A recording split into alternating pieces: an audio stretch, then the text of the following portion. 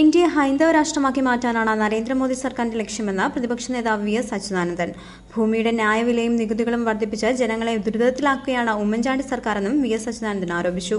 പുന്നപ്ര വാരാചരണത്തോടനുബന്ധിച്ച് പുന്നപ്രയിൽ നടന്ന അനുസ്മരണ സമ്മേളനത്തിൽ പങ്കെടുത്ത് സംസാരിക്കുകയായിരുന്നു അദ്ദേഹം. കേരളത്തിലെ ജനങ്ങൾക്ക് ഒരു ബാധ്യതയായിട്ടുള്ള ഭരണമാണ് ചാണ്ടി നടത്തിക്കൊണ്ടിരിക്കുന്നതെന്ന് ഞാൻ പ്രത്യേകം പറയേണ്ടതായിട്ടുണ്ടോ? ചാണ്ടി നടത്തിക്കൊണ്ടിരിക്കുന്ന അഴിമതികളെ സംബന്ധിച്ച് വിജിലൻസ് കോടതിയും ഹൈക്കോടതിയും സുപ്രീം കോടതിയും തന്നെ നടത്തിയിട്ടുള്ള പ്രഖ്യാപനങ്ങൾ നിരവധിയാണ്. അവസാനത്തെ ഉത്തരവ് അസംബ്ലിയിൽ പോലും ചർച്ച ചെയ്യാതെ നടത്തിയിട്ടുള്ള ഉത്തരവ് ഭൂമിക്ക് വില നിശ്ചയിക്കുന്നതിലും ഭൂമിക്കുമേൽ കരം ചുമത്തുന്നതിലും എടുത്തിട്ടുള്ള നടപടി, അതിനെതിരായി ഇടതുപക്ഷ ജനാധിപത്യ മുന്നണി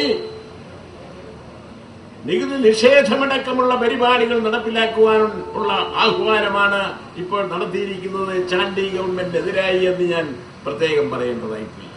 ജനവിരുദ്ധ നയങ്ങൾ തുടരുന്ന കേന്ദ്ര സംസ്ഥാന സർക്കാരുകൾക്കെതിരെ പുന്നപ്ര മാതൃകയിൽ സമരം ചെയ്യണമെന്നും അച്യുതാനന്ദൻ പറഞ്ഞു. വാരാചരണ കമ്മിറ്റി പ്രസിഡന്റ് എ.കെ. ജയൻ അധ്യക്ഷത വഹിച്ചു.